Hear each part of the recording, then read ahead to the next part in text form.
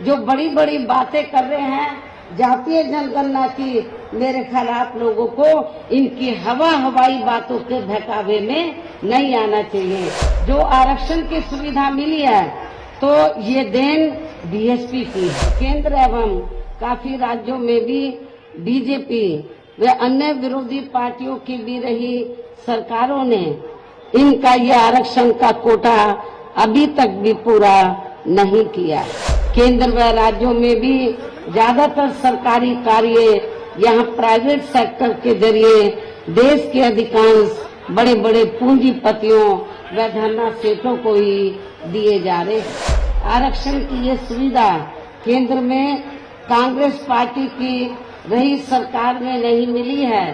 बल्कि बीएसपी के कड़े संघर्ष एवं अथक प्रयासों से ही केंद्र में रही श्री बीपी सिंह की सरकार में इन्हें ये सुविधा मिली है कि देश में आजादी के बाद व शुरू में केंद्र व अधिकांश राज्यों में भी काफी लंबे अरसे तक सत्ता में आसीन रही कांग्रेस पार्टी ने और अब पिछले कुछ वर्षों से केंद्र एवं काफी राज्यों में भी बीजेपी व अन्य विरोधी पार्टियों की भी रही सरकारों ने इनका ये आरक्षण का कोटा अभी तक भी पूरा नहीं किया है। पदोन्नति में आरक्षण को तो इन्होंने मान्य कोर्ट की आड़ में काफी हद तक खत्म ही कर दिया है और इस मामले में लगभग यही खराब स्थिति हमें यहाँ आपके मध्य प्रदेश स्टेट में भी देखने के लिए मिल रही है। इसके साथ ही अब इन वर्गों के लोगों को प्राइवेट सेक्टर में आरक्षण दिए जाने की व्यवस्था किए बिना ही केंद्र व राज्यों में भी ज्यादातर सरकारी कार्य यहाँ प्राइवेट सेक्टर के जरिए देश के अधिकांश बड़े बड़े पूंजीपतियों व धरना सेठों को ही दिए जा रहे हैं, जिसके कारण अब पूरे देश में इन वर्गों के लोगों को आरक्षण का बहुत कम ही लाभ मिल पा रहा है और इससे अब पूरे देश में दलितों व आदिवासियों के साथ साथ अन्य पिछड़े वर्गों को भी काफी ज्यादा नुकसान हो रहा है। जबकि अन्य पिछड़े वर्गों के लोगों को ये भी मालूम होना चाहिए कि इन्हें मंडल कमीशन की रिपोर्ट के तहत आरक्षण की ये सुविधा केंद्र में कांग्रेस पार्टी की रही सरकार में नहीं मिली है, बल्कि बीएसपी के कड़े संघर्ष एवं अथक प्रयासों से ही केंद्र में रही श्री बीपी सिंह की सरकार में इन्हें ये सुविधा मिली है,